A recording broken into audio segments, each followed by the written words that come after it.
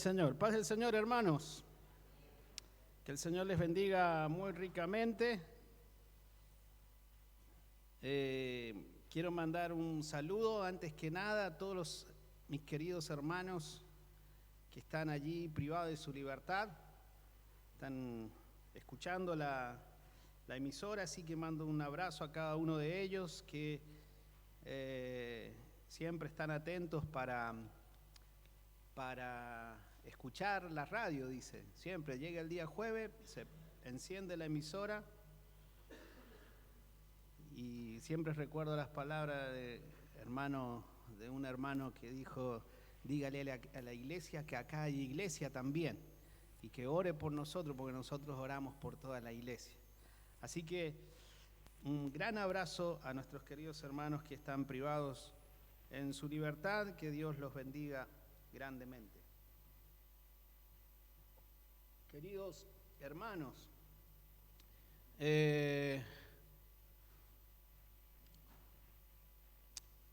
saben que en este mes estamos tratando un tema, como todos los temas que son importantes, como es el tema de la iglesia, que también se conoce como la eclesía, ¿verdad? ¿Y recuerdan así cuál es el significado de eclesía? Cric, cric, un grillito por allí. Llamados fuera, o salidos de, también, llamados fuera o salidos de. De ahí viene la palabra iglesia, que tiene que ver con eso de que un grupo de personas o las personas son llamados fuera del mundo. Por eso encontramos la expresión de nuestro Señor Jesucristo: están en el mundo, pero no son del mundo. ¿Cómo es eso? Si estamos en el mundo, ¿cómo no vamos a ser del mundo? Y porque el Señor ha llamado a la iglesia, nos ha llamado a nosotros. Por eso hablamos con respecto a eso. El primer jueves que tratamos, o que hablamos, fue el 6 del 7, hablamos en cuanto a la noción de la iglesia, y decíamos que esa palabra iglesia, en resumen, la palabra iglesia viene de la palabra eclesía, personas que son llamados fuera o salidos de, lo que mencionábamos recién, salidos de un lugar para ser puesto en otro lugar. Y hablábamos con respecto a eso, que es muy importante, hermanos, tener presente esto, porque nosotros lo mencionamos el jueves pasado también, pero no me canso de decirlo, que en nuestra cultura, como argentinos, como sanjuaninos, hablamos o se conoce, por ejemplo, me voy a la iglesia a orar, se dice, o me voy a la iglesia a rezar.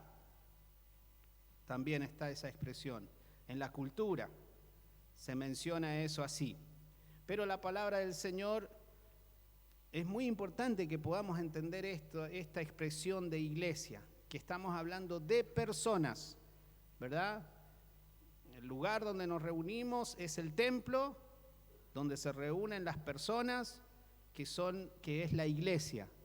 Y la iglesia son los que han sido llamados fuera del mundo, ya no participan de las cosas del mundo. Es importante que se comprenda bien esa expresión. Y por eso los evangélicos que conocemos la palabra del Señor no podemos decir: me voy a la iglesia a limpiarla. O como pusimos el ejemplo, voy a cambiar el foco de la iglesia. No, porque es el foco del templo, la pintura del templo. Me voy a limpiar el templo. La iglesia somos nosotros, las personas, cada uno de los que estamos aquí, somos iglesia del Señor. Bueno, eso es importante que se entienda, que se comprenda. Después estuvimos viendo el 13 del 7, las comparaciones de la iglesia. ¿De qué hablábamos de esto? De que en el Nuevo Testamento encontramos varias comparaciones de la iglesia. Se hacen comparaciones entre la iglesia y cosas que cada ser humano conoce. Eso se hace para ayudarnos a entender la enseñanza del Nuevo Testamento sobre la iglesia. Y vimos esos conceptos o esas comparaciones de la iglesia. La iglesia como un cuerpo, la iglesia como un templo, también nos habla la palabra del Señor de eso. La iglesia como la novia o la esposa de Cristo. Y la iglesia como un huerto. Está en rojo porque fue sobre ese tema que profundizamos. ¿Recuerdan, hermanos? Sobre ese tema. Pero en la palabra del Señor encontramos que cuando se habla de la iglesia como un cuerpo es para que cada uno entienda que tiene su función. Cuando se habla de la iglesia como un templo es para que podamos entender que Dios manifiesta su gloria, su presencia, su poder en la iglesia, en nosotros, las personas. Él manifiesta su poder, no en otro grupo que no sea la iglesia del Señor. Por eso es que es tan maravilloso esto de la iglesia. Después la otra comparación es que nos hace entender en cuanto a esa relación de amor que existe entre Cristo como novio y la iglesia como novia, o Cristo como el esposo y la iglesia como la esposa. Es una relación tan bonita de amor, de un amor puro, sincero. Pero como dijimos, hablamos con respecto a la iglesia como un huerto. Fue allí donde profundizamos. Y eso nos hace entender de que cada uno de nosotros debe dar frutos. Recuerden que Jesús es la vid verdadera y nosotros somos los pámpanos que damos frutos, el fruto del Espíritu Santo. Así que eso estuvimos viendo. Y el jueves pasado, el 20 del 7, estuvimos viendo en cuanto a la disciplina en la iglesia, ¿verdad? Que de esto se habla, lo que vimos allí fue que la disciplina de la iglesia es el proceso de corregir el comportamiento pecaminoso entre los miembros de una iglesia local, con el propósito de proteger a la iglesia y restaurar al pecador para que camine correctamente con Dios y renovar el compañerismo entre los miembros de la iglesia. Para eso es la disciplina, para justamente corregirnos entre nosotros. Pero hay en algunos casos, como está escrito allí, que es lo que vimos, en algunos casos la disciplina de la iglesia puede proceder hasta la excomunión, o sea, hasta cortar de la membresía de la iglesia, de la comunión con la iglesia. Cuando hablamos de eso, que es la separación formal de un individuo de la membresía de la iglesia y la separación informal de ese individuo. Es el repaso que hemos hecho durante estos jueves que hemos tenido. ¿Quién ha venido el jueves pasado? Muy bien. ¿Y el jueves anterior? Menos manos. Y el jueves anterior, el de todos, qué lindo. Bueno, han venido a todos, muy bien, muy bien. Y ahora hacemos el cartón lleno, ¿no? Cartón lleno. Así que qué lindo que es que se pueda apreciar toda la enseñanza que tenemos en este caso, como es la iglesia. Tengo que cortar ya el estudio, hermano.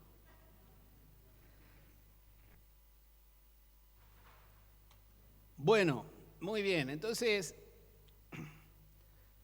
por eso hemos hecho un repaso, porque no todos han podido venir todos los jueves, pero ha sido interesante ver todo esto. En esta noche nos toca entonces ver la santidad en la iglesia, o sea, en nosotros, la santidad en la iglesia del Señor. Hay una definición de santidad en la RAE, que es la Real Academia Española, es el de los diccionarios, y la definición que existe allí, cuando uno busca santidad, entre otras cosas, dice cualidad de santo.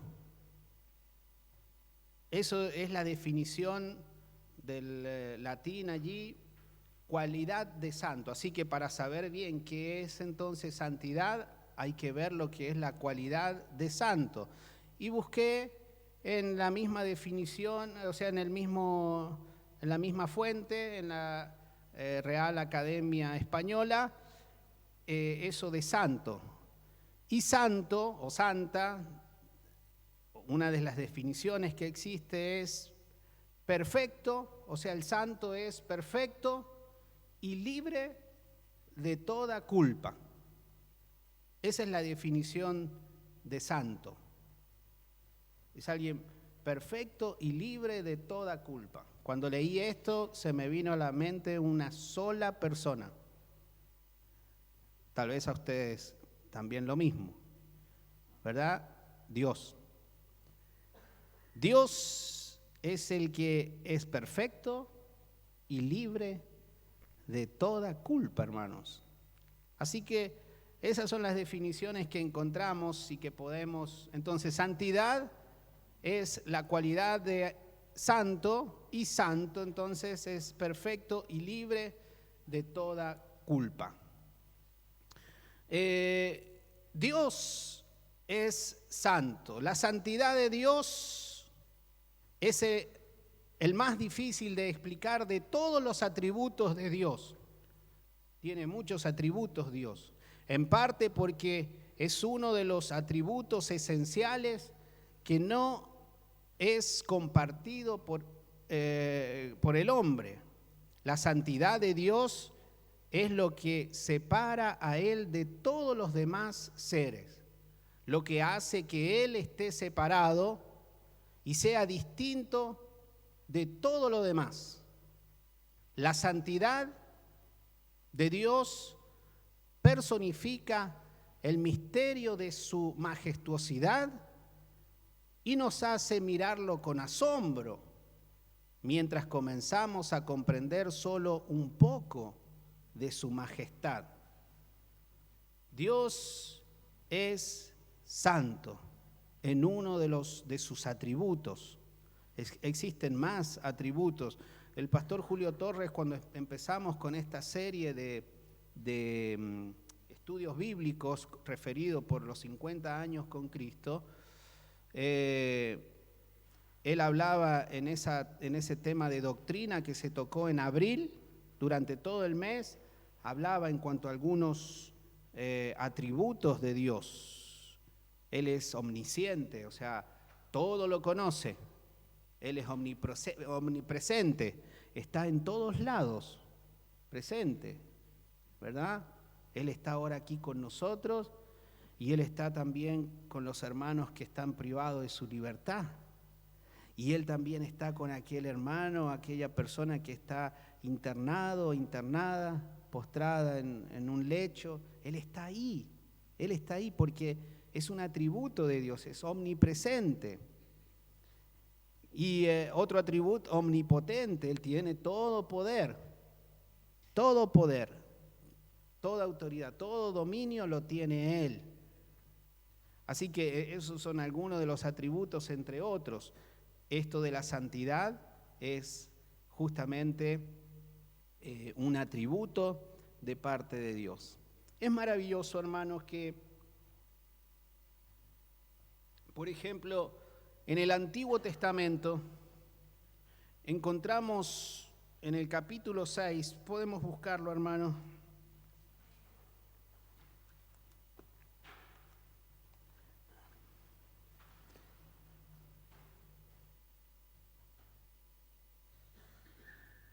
En Isaías, en el capítulo número 6 y el versículo número 3, allí el profeta Isaías tiene la posibilidad o el privilegio de parte de Dios de ver esto. Justo en la visión y el llamamiento de Isaías, capítulo 6, versículo 3. Él escucha esto. Podemos leer desde el versículo 1. En el año que murió el rey Usías, vi yo al Señor sentado sobre un trono alto y sublime, y sus faldas llenaban el templo. Por encima de él había serafines. Cada uno tenía 6 alas, con 2 cubrían sus rostros, y con 2 cubrían sus pies, y con 2 volaban. Y el uno al otro daba voces diciendo: Santo, santo, santo, Jehová de los ejércitos, toda la tierra está llena de su gloria. Hermano, lo leo y se me encrespa la piel. Qué tremenda visión de parte de Isaías con respecto al Señor, a Dios Padre, a Jehová, dice. Y tuvo esa visión de toda esa majestuosidad, justamente lo que leíamos aquí, ¿no? 700 años antes, Isaías tiene esta visión tan importante. Pero después nos venimos al Nuevo Testamento y el apóstol Pedro escribe en su primera carta las siguientes palabras. En Primera de Pedro, en el capítulo número 1 y el versículo número 16. Inspirado por el Espíritu Santo, el apóstol Pedro escribe lo siguiente.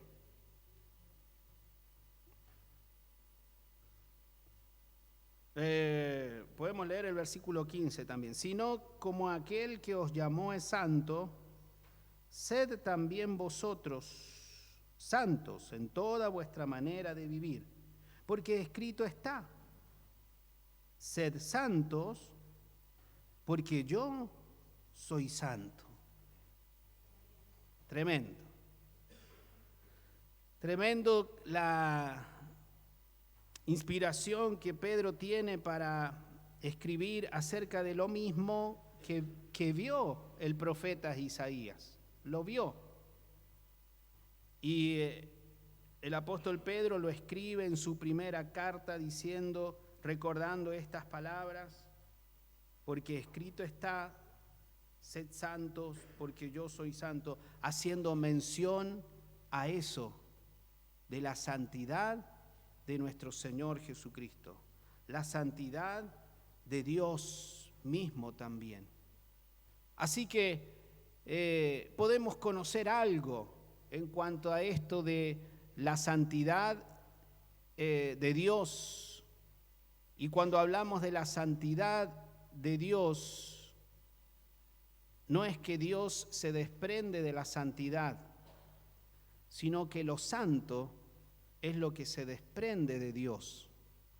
O sea, Dios es el dueño de esa santidad. Por eso es que Isaías tuvo ese privilegio de ver esa grande y de tener esa grande visión y poder expresar esas palabras. Y después el apóstol Pedro en su primera carta, inspirado por el Espíritu Santo, hablando de esa santidad y de ser santos, porque Él es santo. La humanidad, a imagen de Dios, ¿cómo es esta comparación? Está chiquitito allí, pero ustedes pueden buscarlos en Génesis, en el capítulo 1, versículo número 26 y 27.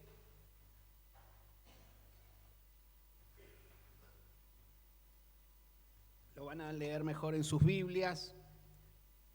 Génesis capítulo 1, versículo 26 y 27. Entonces, dice la palabra del Señor, entonces dijo Dios: hagamos al hombre a nuestra imagen, conforme a nuestra semejanza, y señoree en los peces del mar, en las aves de los cielos,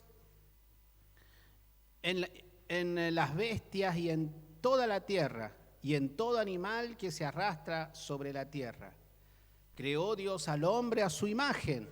A imagen de Dios lo creó. Varón y hembra los creó Dios. Entonces, ese era el plan de Dios para la humanidad. Ese era el plan de Dios perfecto para toda la humanidad. Para toda la humanidad. Ustedes han visto en el versículo 26, había un plan de parte de Dios y que era que el hombre, el ser humano, tanto el hombre como la mujer pudieran, trabajar sobre la tierra. Dice conforme a nuestra imagen, dice, y señoré en los peces del mar y en las aves de los cielos también, o sea, en el mar, en el cielo, en las bestias, en toda la tierra y en todo animal que se arrastra sobre la tierra. Sobre todo tenía el dominio, sobre todo tenía la potestad que le había sido dada por Dios al ser humano para poder administrar toda la creación de Dios. Dios había creado todo. Lo único que el hombre tenía que hacer, el ser humano tenía que hacer, era administrarlo. Todo estaba en paz, todo era alegría. Se podían mover tranquilamente, sus conciencias estaban tranquilas, su alma estaba tranquila, su corazón, una buena relación entre Adán y Eva, no volaba ningún plato por ahí, sino que todo era tranquilo, había amor, había paz, armonía también. ¿Alguien más quiere decir algo? Bueno, había mucha armonía, mucha comunión, ¿sí? ¿Por qué? El versículo 27 da la respuesta, y creó Dios al hombre a su imagen, a imagen de Dios lo creó. O sea que lo hizo, ese era el plan de Dios para el ser humano, el plan perfecto. Entonces, de esa manera podían hablar con Dios tranquilamente, podían comunicarse con Dios. ¿Por qué? Porque con Dios podían comunicarse, porque Dios estaba lleno de amor, estaba lleno de gloria, no tenía pecado, estaba sin pecado. Dios es sin pecado, Dios es moralmente puro, Dios es perfecto, ¿verdad? Dios es puro en su naturaleza, Dios es santo, Dios no tiene maldad, Dios no tiene maldad. Así es, esto era lo que tenía en el corazón el ser humano, en la vida del ser humano. Así Dios los creó, de esa forma, a imagen y semejanza de Dios los creó, dice la Biblia. Pero como dice la palabra, también lo vemos que allí se metió la desobediencia, ¿verdad? Entre Dios y su creación, entre Dios y el ser humano. Y allí es cuando ahora se escribe en la palabra del Señor. Romanos 3:10, 11 y 12 dice, como está escrito, no hay justo ni aún uno. No hay quien entienda, no hay quien busque a Dios. Versículo 12, todos se desviaron, a una se hicieron inútiles. No hay quien haga lo bueno, no hay ni siquiera uno, ni siquiera uno. Desde aquel día, desde la desobediencia del ser humano, de Adán y Eva, no ha existido ni siquiera uno con esas cualidades que Dios posee. Porque Dios posee esas cualidades que leíamos recién, llenos de amor, llenos de gloria, sin pecado, moralmente puro, perfecto, puro en su naturaleza, santo, sin maldad. Pero después de leer este versículo, que nos enseña la palabra del Señor como está escrito. Ni siquiera uno, hermanos. Yo me imagino a Dios desde su trono en los cielos, mirando y viendo a la humanidad a ver si encontraba uno solo, por lo menos uno solo, que por medio de ese solo pudiera ser otra vez redimida toda la humanidad. Mirando desde su trono, no había ni siquiera uno, ni una persona. Y me imagino a Dios hablando con su Hijo Jesucristo, así como se habló en el comienzo, hagamos al hombre a nuestra imagen.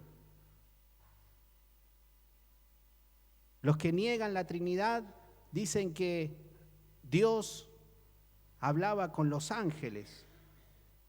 Mire, si Dios le va a preguntar a los ángeles, hagamos a nuestra imagen. Esos son los que niegan la Trinidad. Pero Dios hablaba allí. Dios Hijo y Dios Espíritu Santo. Hagamos al hombre a nuestra imagen.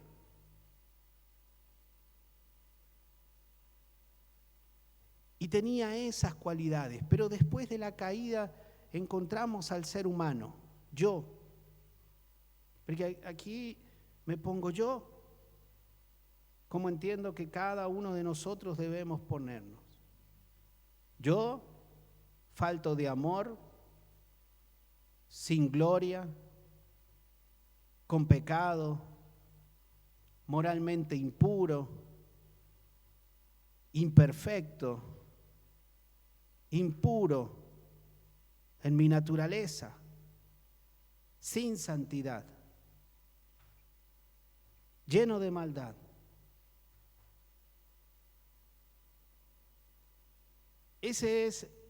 Así es como nace el ser humano, no con la naturaleza de Dios. Dios se mantiene intacto, perfecto, pero el ser humano cambió después de su desobediencia, de su error, de su pecado, cambiamos. El ser humano ha cambiado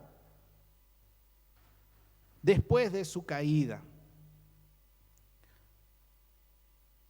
Todos los atributos positivos de Dios que Él tiene son los atributos negativos que el ser humano tiene, que nosotros, las personas, tienen en su naturaleza. Gracias a Dios, queridos hermanos, que Jesucristo es el mediador. Porque la palabra del Señor dice en 1 de Timoteo capítulo 2 versículo 3, dice, porque esto es bueno y agradable delante de Dios nuestro Salvador, el cual quiere que todos los hombres sean salvos y vengan al conocimiento de la verdad. Porque hay un solo Dios y un solo mediador entre Dios y los hombres, y es Jesucristo, hombre. Aleluya. Porque Jesucristo es la gran solución para poder acercarnos, para poder ser parte, un poquito, poder llegar a ser como Dios nos pensó y nos diseñó. La obra que el Señor Jesucristo hizo en la cruz del Calvario, queridos hermanos, ha sido para que nosotros podamos volver a acercarnos a Dios, porque en nuestro pecado, en nuestras maldades que nos separó de Dios, por eso es que vino Jesucristo, para que sea el único mediador para poder acercarnos otra vez a Dios y poder ser parte de la iglesia del Señor. El que quiera ser parte de la iglesia debe conocer a Jesucristo. De otra manera, no puede ser parte de la iglesia. De otra forma, no se puede ser parte de la iglesia si no se conoce a Jesucristo. Porque Jesucristo es el único que puede restaurar nuestra relación con Dios. Jesucristo es el único que puede acercarnos otra vez a Dios. Después de nuestra desobediencia, Jesucristo es el único. No hay otro mediador, lo leemos ahí en la palabra. No existe otro mediador, no existe otra mediadora, no existe un hombre, no existe una mujer, no existe imagen de madera, no existe imagen de, no sé, de cemento, no existe imagen de no sé, de barro. Hay tantas imágenes en todo el mundo, y San Juan no escapa de eso, de las imágenes. Y puede ser la imagen con el oro más puro que pueden extraer, no sé, del lugar más sagrado de la tierra que puedan decir, y hacer una linda imagen allí. Eso no alcanza para restaurar nuestra relación con Dios. El único que restaura la relación con Dios se llama Jesucristo. Él es el mediador. Porque hay un solo mediador entre Dios y los hombres. Hay un solo mediador, y ese es Jesucristo. Jesucristo. Por eso, si quieres ser parte de la iglesia del Señor, de esto que podemos leer en la palabra de Dios tan bonito y tan lindo, todas las cosas que podemos encontrar, es necesario que reconozca a Jesús como Señor y Salvador. Hay que mirar lo que Él hizo en la cruz del Calvario, porque Él hizo la obra perfecta en la cruz del Calvario para que el ser humano pueda acercarse a Dios. Por eso hay que mirar la cruz. Hay que mirar cómo el Señor Jesucristo hizo la obra en la cruz del Calvario. Una obra perfecta. Nuestro Señor Jesucristo lo hizo posible. Cuando uno piensa en esto de la iglesia como una congregación, ¿qué es lo que Dios pensaba con respecto a la congregación? En una oportunidad al pueblo de Israel se le llamó como una asamblea, se le llama como una asamblea también,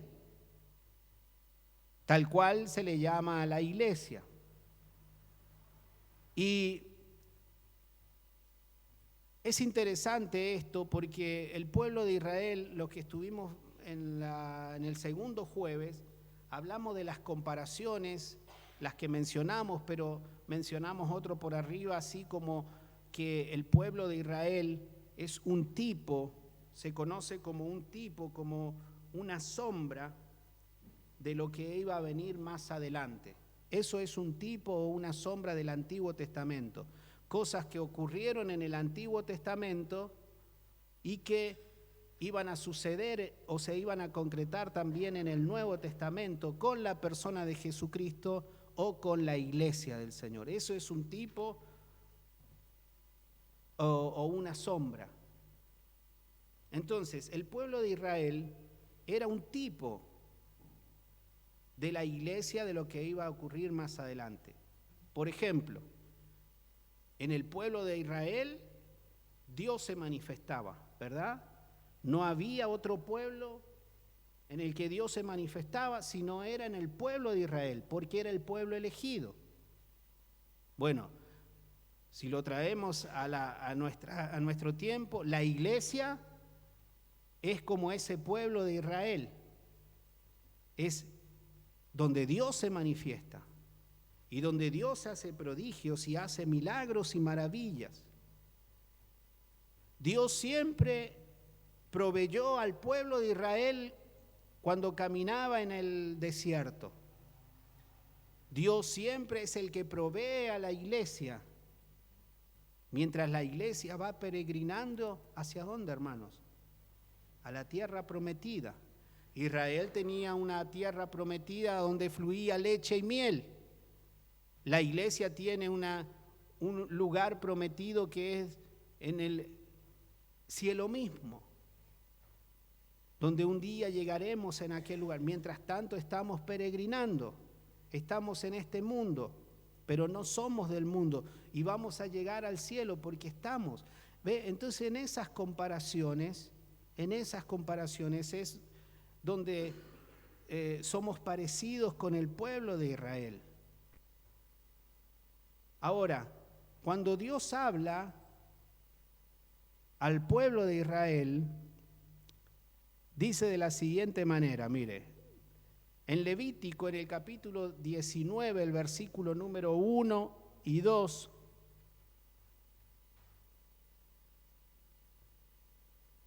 dice así, Levítico 19, 1 y 2. Habló Jehová a Moisés diciendo, habla a toda la congregación de Israel y diles, santos seréis, porque santo soy yo, Jehová vuestro Dios. Dios está pidiendo santidad al pueblo de Israel, al tipo, a la sombra de lo que sería la iglesia más adelante. Dile, habla con Moisés, habla a toda la congregación de los hijos de Israel, al pueblo de Israel, a la nación de Israel, y dile, santos seréis porque santo soy yo, Jehová vuestro Dios. Cuando venimos y leemos lo de la iglesia, en Efesios, capítulo número 5, versículo número 25, el Señor nos habla por su palabra. Bueno, es un poco en cuanto a la enseñanza en el matrimonio, pero allí da una enseñanza de que cómo Cristo amó a la iglesia. Dice así, Efesios 5, 25, maridos, amad a vuestras mujeres. Bueno, eso lo dejamos para otra enseñanza, maridos, amad a vuestras mujeres. Pero después dice, así como Cristo amó a la iglesia, Cristo amó a la iglesia y se entregó a sí mismo por ella, Cristo se entregó por ella. Versículo 26, ¿para qué, hermanos? Para santificarla, habiéndola purificado en el lavamiento del agua por la palabra. Versículo 27, a fin de ¿qué? De presentársela a sí mismo, una iglesia gloriosa, que no tuviese manchas o mancha, ni arruga, ni cosa semejante, sino que fuese santa y sin mancha. Pide lo mismo que al pueblo de Israel, pero en esta oportunidad, a través de Jesucristo. Cristo se entregó por nosotros, muriendo en la cruz del Calvario. Cristo lo hizo por amor y se entregó por entero por nosotros. ¿Qué sería de nosotros, hermanos, si Jesucristo no fuese el mediador?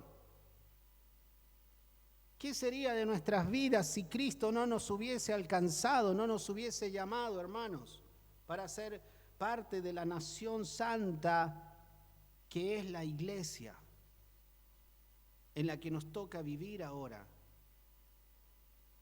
Se entregó a sí mismo por la iglesia. Él fue el que levantó la mano para decir, yo quiero morir por la iglesia. Él fue el que se ofreció para decir, yo voy a morir por la humanidad. Pero mira Jesús, que va a ser duro, va a ser difícil, no importa, yo quiero morir por la iglesia.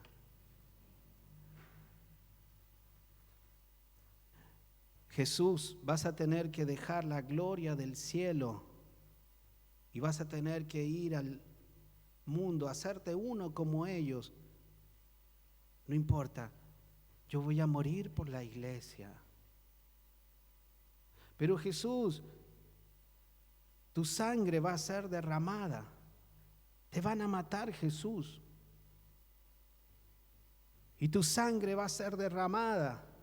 No importa, yo voy a morir por la iglesia. Uno piensa en esas decisiones celestiales, cómo el Señor se entregaba por la iglesia. ¿Para qué? ¿Por qué? ¿Por qué lo tenía que hacer? Versículo 26, para santificarla. Él traería la santidad. Él nos llevaría a Dios como el único mediador otra vez. Él nos acercaría a Dios, nos santificaría. Dice versículo 26, para santificarla, habiéndola purificado en el lavamiento del agua por la palabra. ¿A fin de qué? De que la iglesia, en la iglesia presentársela a sí misma como una iglesia gloriosa, que no tuviese mancha, ni arruga, ni cosa semejante, sino que fuese santa y sin mancha. La iglesia tiene que ser santa. La iglesia tiene que ser santa. Los que viven en santidad deben santificarse más. Y los que viven en pecado deben dejar el pecado. Si están en la iglesia, tienen que renunciar al pecado porque la iglesia tiene que ser santa.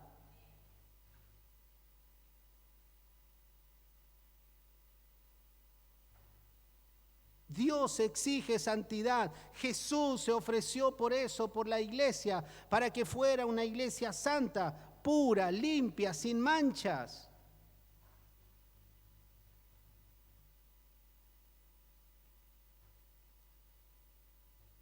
Si queremos ser parte de la iglesia del Señor, hay que dejar de pecar. Si queremos seguir siendo parte de la iglesia del Señor, hay que santificarse más. Todos los días. Alejarnos del pecado para estar más cerquitas de Dios.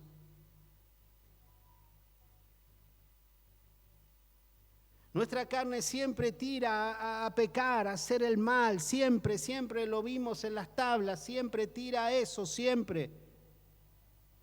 Pero Jesús vino para hacer una obra completa en nuestras vidas, para sacarnos del mundo. Por eso somos iglesia, por eso somos eclesía, llamados fuera del mundo. Ya no nos movemos como en el mundo se mueven. Ya no pensamos como el mundo piensa, ya no hablamos como en el mundo se habla. Ya no participamos, como decíamos en las reuniones anteriores, no participamos de las cosas del mundo, en los negocios del mundo, en los negocios sucios del mundo. Ya no participamos en eso. Ya no participamos en lo que ofrece el mundo.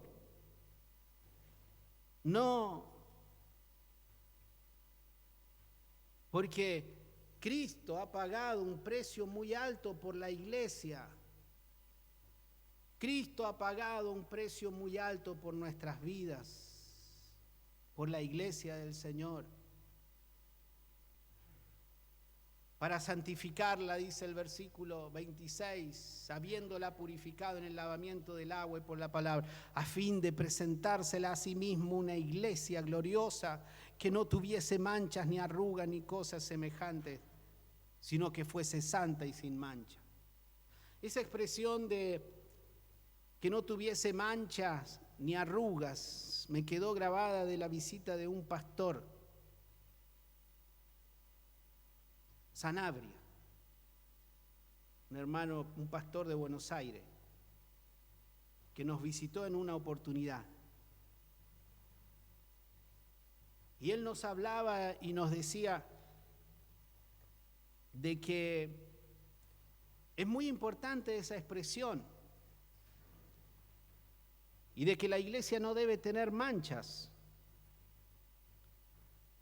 ¿Quién sale con una vestidura con mancha? Si tenemos la posibilidad de cambiarla, cambiamos, ¿verdad? Pero no venimos con una mancha. No venimos al templo, no salimos al centro, o no nos vamos a una fiesta con una mancha en la camisa o en el vestido. No, porque no queda bien. Está sucio. Se ve, se nota, de lejos se nota que está sucio la mancha. Así que si habré tenido que cambiar camisas a la hora de planchar, ve que vienen esas planchas de vapor ahora, y si no se limpian, uno va a pasar y sale la mancha de sarro, no sé qué sale por ahí, que no se ve, está limpito la plancha así, pero uno lo apoya así y le da el vapor, le hace el vapor así y de repente sale una mancha de sarro. ¿No les ha pasado a usted, a alguien? ¿No? ¿A mí nomás me ha pasado? ¿No tiene esa plancha de... ¿Ah?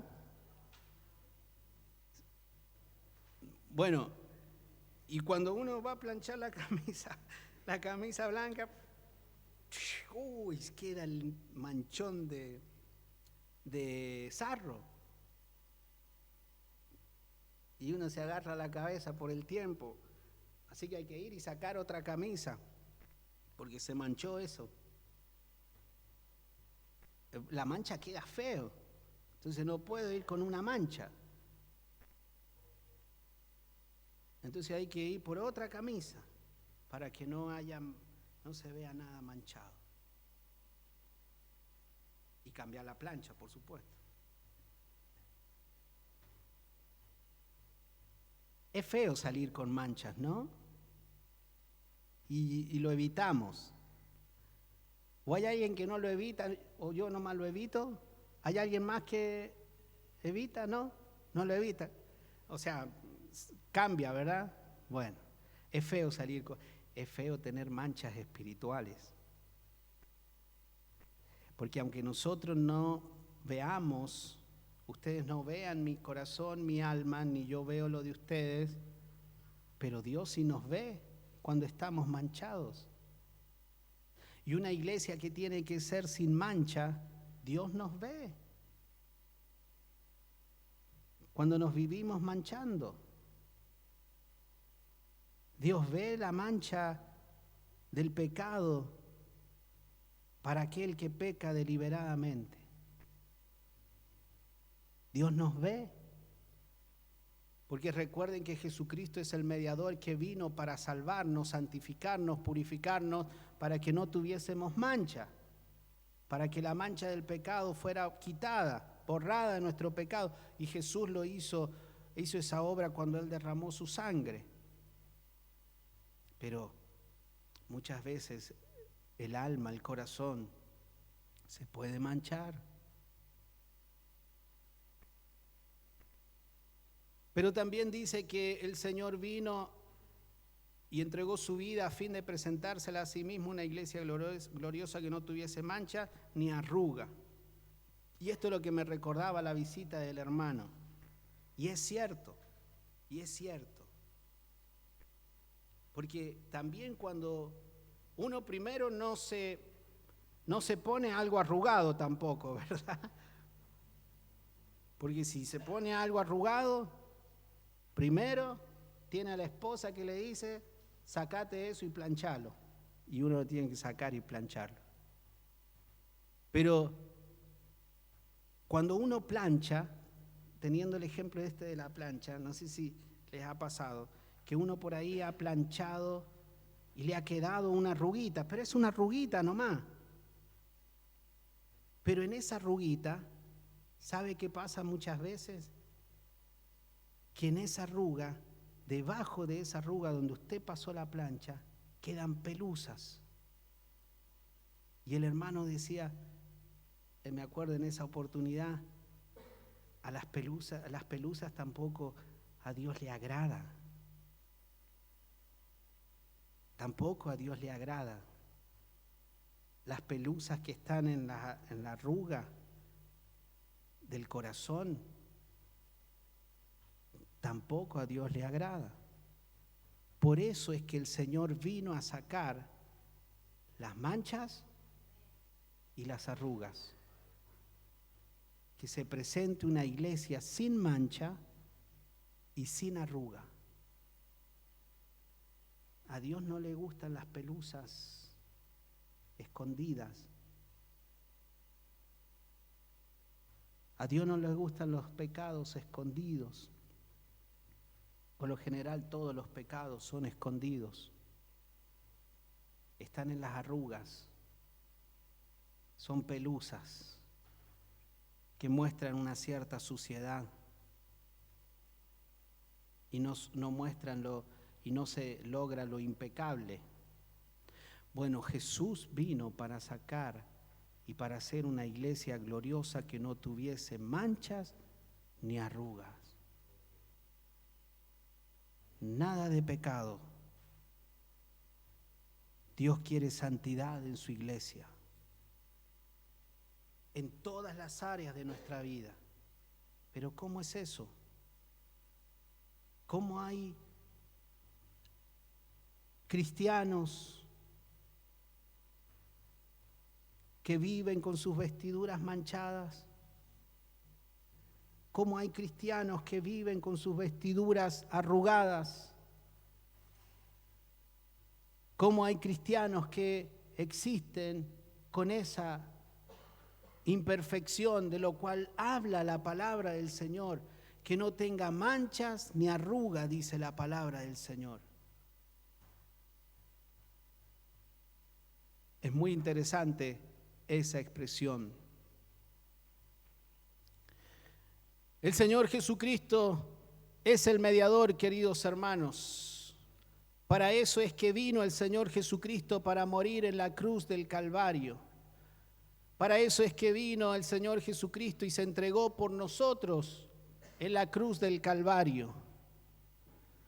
En Hebreos, leamos un par de versículos aquí en el nombre del Señor. Hebreos capítulo 9 y el versículo 12. Dice la palabra del Señor así. Vamos a leer una serie de versículos acá. Y no por sangre de machos cabríos ni de becerros, sino por su propia sangre. Entró una vez para siempre en el lugar santísimo, habiendo obtenido eterna redención. Porque si la sangre de los toros y de los machos cabríos y las cenizas de la becerra rociada a los inmundos santifican para la purificación de la carne, ¿cuánto más la sangre de Cristo, el cual mediante el Espíritu Eterno se ofreció a sí mismo sin mancha a Dios, limpiará vuestras conciencias de obras muertas para que sirváis al Dios vivo?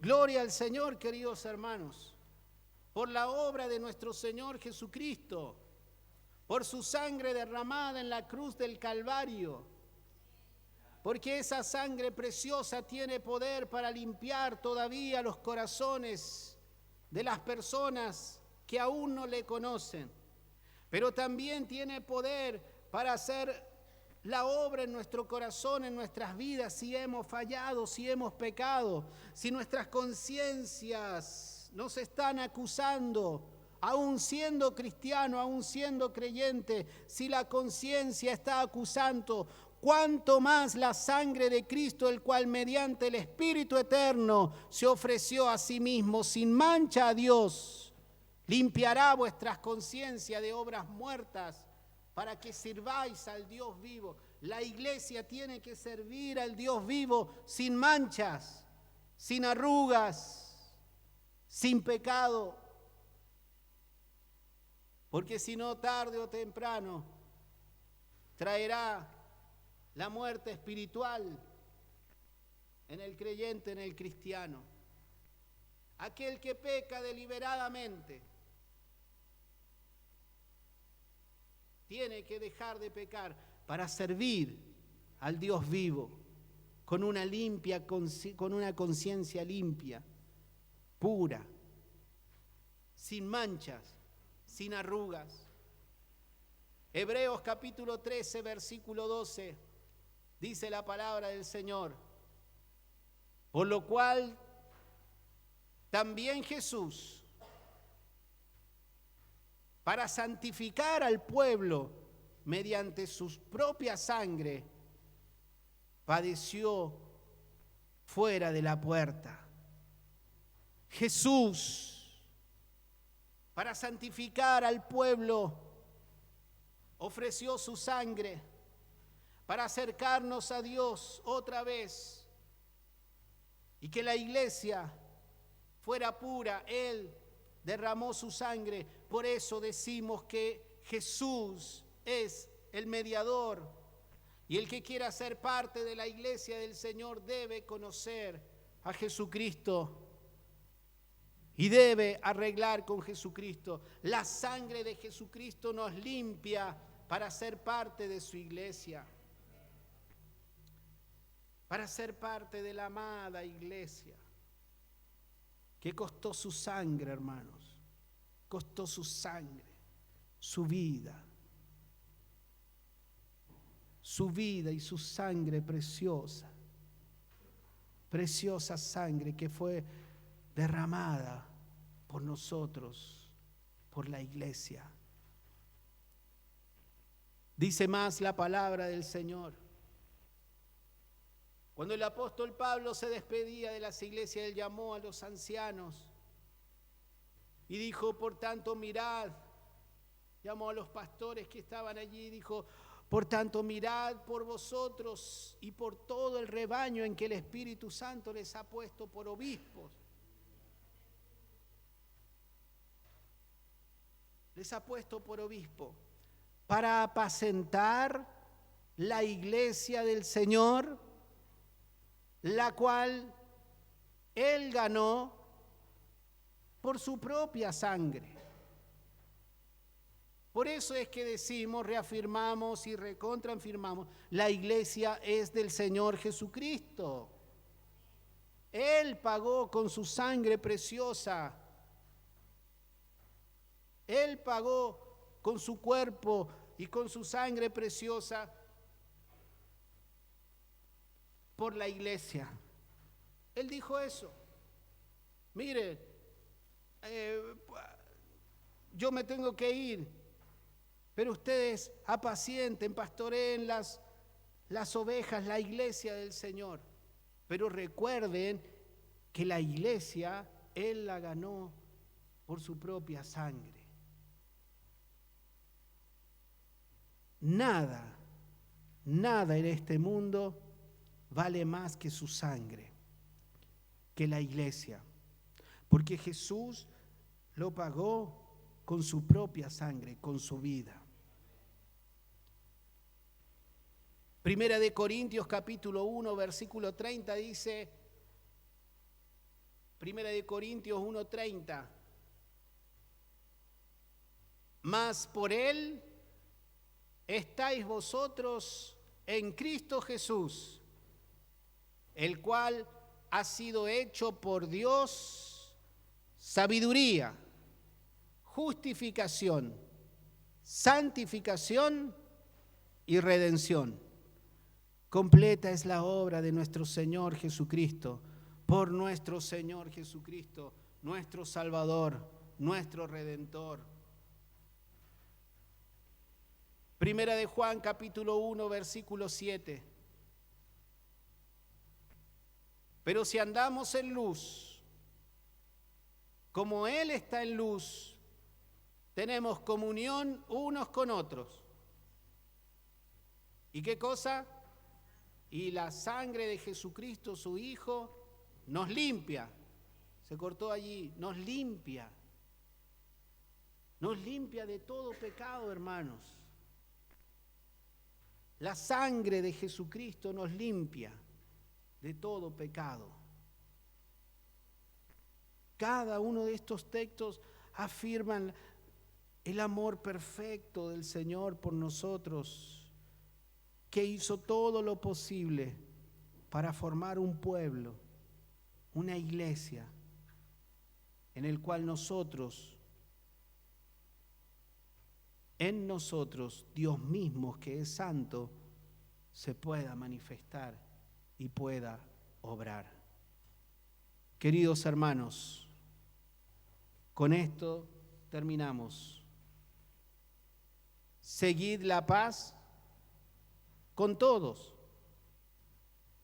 y la santidad, sin la cual nadie verá al Señor. El Señor Jesucristo es claro en su palabra. El Señor Jesucristo nos habla en su palabra que estamos en los últimos tiempos. Procuremos estar en paz todos. Sigamos la paz con todos. Tengamos comunión con todos. Y si tenemos eso, gloria al Señor. Pero ahí no termina todo. Sigamos la santidad. Sigamos la santidad, porque sin la santidad nadie verá al Señor. Y lo firma nuestro Señor Jesucristo. Que el Señor nos ayude, queridos hermanos. Que el Señor nos ayude, pero hay victoria en la obra del Señor y hay victoria en su iglesia, porque podemos fallar, podemos caernos, pero el Señor está siempre para levantarnos, para ayudarnos, para socorrernos, por el amor que Él tiene para con la iglesia, por el amor que Él tiene para con nuestras vidas. Por eso es que es tan maravilloso, queridos hermanos, ser parte de la iglesia. Por eso es que es tan lindo ser de la iglesia del Señor. Por eso no debemos ver a nuestro hermano ni a nuestra hermana, no debemos verlo como enemigos cuando existen conflictos. No son enemigos, son hermanos que han sido comprados por la sangre del Señor. Son hermanos que ha costado la sangre del Señor Jesucristo en la cruz. Bendito nuestro Señor que nos ha hecho parte de la iglesia del Señor. Que el Señor nos ayude a seguir adelante, queridos hermanos. Que Dios bendiga a su iglesia. Que Dios bendiga a su amada iglesia. Y esperamos pronto el regreso de nuestro Señor Jesús. Esperamos pronto la venida de nuestro Señor, porque Él ha prometido llevarnos al cielo para vivir para siempre con Él. Amén. Oramos al Señor. Padre eterno, en el precioso nombre de Jesús, te damos gracias. Muchas gracias, Señor, en esta noche, por tu palabra que siempre nos enseña, que siempre redarguye nuestras vidas, que siempre, Señor, oh Dios, estás, Señor, oh Dios, enseñándonos y corrigiéndonos, Señor. Solamente en esta noche queremos pedirte como iglesia que nos ayudes a guardar, a cuidar la comunión, pero también la santidad, Señor, oh Dios, que Dios mismo nos demanda en su palabra. Sed santos porque yo soy santo, hemos leído en tu palabra, Señor. Oh Señor, ayúdanos, Señor, oh Dios, a poder vivir como iglesia, una iglesia gloriosa, como la pensaste, Señor, sin mancha y sin arrugas, Señor. Ayúdanos, Señor, ayúdanos. Oh Señor amado, a que tu presencia, que el Espíritu Santo pueda habitar siempre en nosotros, Señor, y que el Espíritu Santo siempre hable a nuestras conciencias, que siempre hable a nuestras mentes, que no se apague, Señor, la voz, que no se calle la voz del Espíritu Santo, Señor amado, sino que podamos estar siempre en santidad, en la pureza tuya, buscando de tu rostro, de tu poder, Señor amado. Ayúdanos cada día a poder ser más como tú, Señor, más como tú. En el nombre de Jesús, gracias, Señor. Gracias por tu poder, por tu presencia. En el nombre de Jesús, necesitamos de tu Espíritu Santo, Señor. Lo necesitamos en nuestras vidas, lo necesitamos en nosotros, Señor. El Espíritu Santo obrando en nuestro ser, obrando en nuestras vidas. Queremos agradarte, Señor, como iglesia. Queremos ser, Señor, oh Dios, fieles a ti, a tu palabra, Señor amado, en el precioso nombre de Jesús. En el precioso nombre de Jesús. Oh, en el precioso nombre de Jesús. Oh Señor amado, en tu nombre, en el nombre de Jesús, trata en los corazones, trata en las vidas, Señor amado. Trata en los corazones y trata en las vidas, Señor, en el nombre de Jesús. En tu amada iglesia en esta noche obra, Señor. Corta, Señor, todo lo que no sea tuyo, Señor. Rompe todas las cadenas que no sean tuyas, Señor amado. Oh, Señor, aquel que miente, Señor, que no mienta más. Oh, Señor amado, aquel que está fornicando, que no fornique más, Señor amado. Oh, Señor amado, aquel que crea disensiones, dice tu palabra, Señor. Oh, Señor amado, que no crea más. Oh, Señor amado, aquel que niega tu obra poderosa en la cruz, que no lo niegue más, Señor amado. Oh, Señor, aquel que piensa, Señor, cosas vanas, como dice tu palabra, no piense más, Señor. Perdónanos, perdónanos, perdónanos. Señor, oh Dios, si estamos en los frutos de la carne, antes, Señor, que el fruto del Espíritu, en el nombre de Jesús. Pero haga la obra en esta noche, haga la obra en esta noche en tu amada iglesia. Señor, hemos leído en tu palabra, Señor amado. Hemos leído en tu palabra, Señor, que tú viniste a comprar una iglesia gloriosa, sin mancha, sin arrugas, Señor. En el nombre de Jesús, santifica nuestras vidas, santifica más y más nuestras vidas en esta noche, en el precioso nombre de Jesús, en el precioso nombre de Jesús. Oh, en tu nombre oramos, Señor, en el nombre de Jesús, aleluya. Le invito.